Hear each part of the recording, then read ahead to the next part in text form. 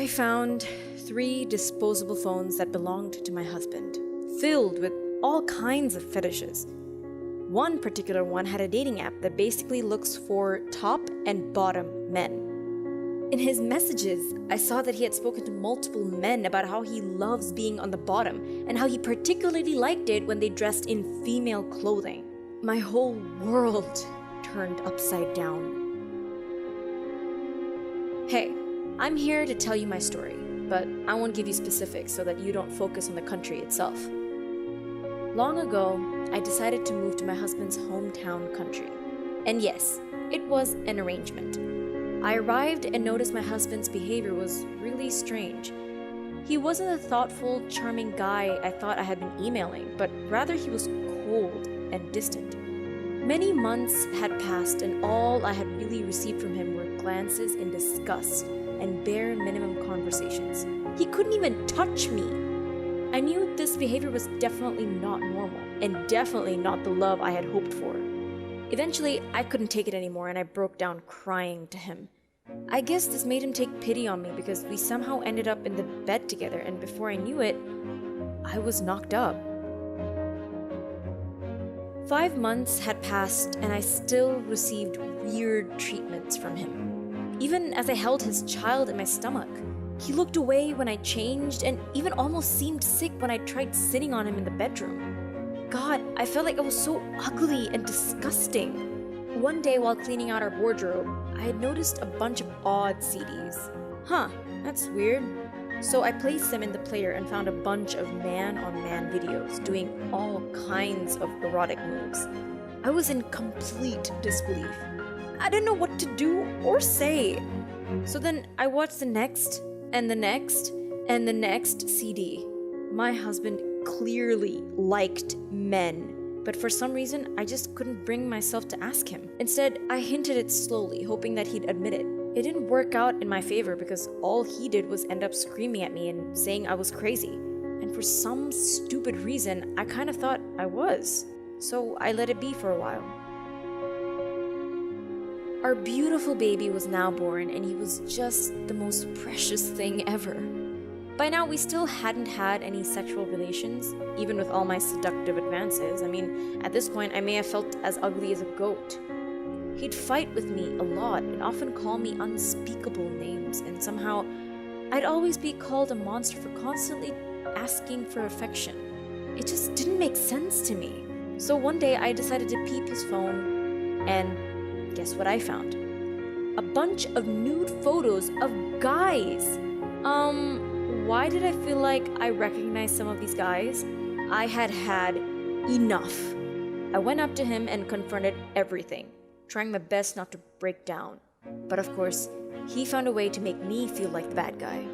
He told me he hated himself and he would take his own life if I left him. I was so scared and did what I was told so that he'd stop hurting himself and soon to be my baby.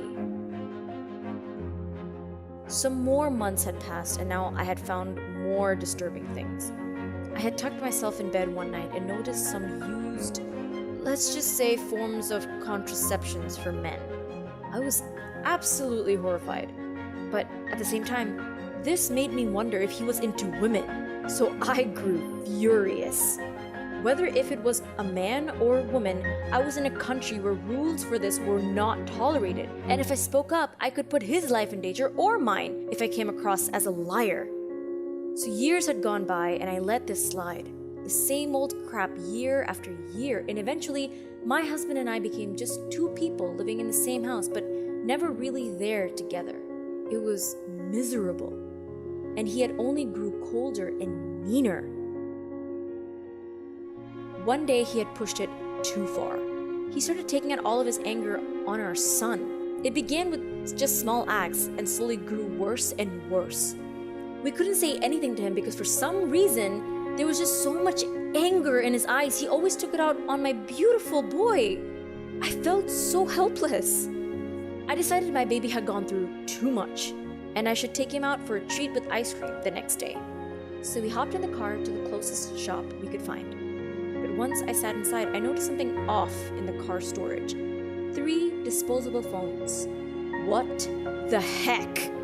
I open and saw unspeakable things. My husband had 3 phones filled with different types of fetishes. One particular one had a dating app that basically looks for top and bottom men. In his messages, I saw that he had spoken to multiple men about how he loves being on the top and how he particularly liked it when they dress in female clothing. To be honest, it broke my heart reading all of this. I began shaking, trying my best not to cry in front of my son. I didn't know what to do anymore because this was all so new to me. We were never taught about this in my country. So I made the wrong decision in creating a fake account when I was home and contacting my husband on the app.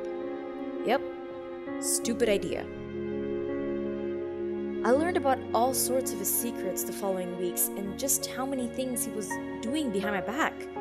He would talk to the fake me and tell me about how horrible his life was and how much he hated his wife and ugly child. He had invited fake me over to his house several times and said that he does it all the time with different guys every week. I never felt so betrayed. At this point, it wasn't even about him discovering himself anymore. He blatantly didn't care about me and all the damage he was doing to our family. I really took this as a turning point, as it was something that I could never change about him. So I decided that enough was enough. I had to leave this country ASAP and was taking my son with me. The very next day, I had bought my son and I a ticket and took the soonest plane out. I didn't even have enough money to return to my home country. There were only 2 last seats left on that flight, and for some reason, I felt like it was some kind of energy inside me helping me on this path to leave. Like it was fate.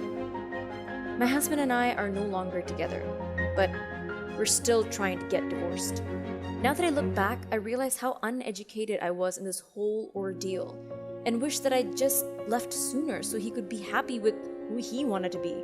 To this day, he will still not admit that he likes men. I wish that he did because it is no sin. The sin is in the lies he told me.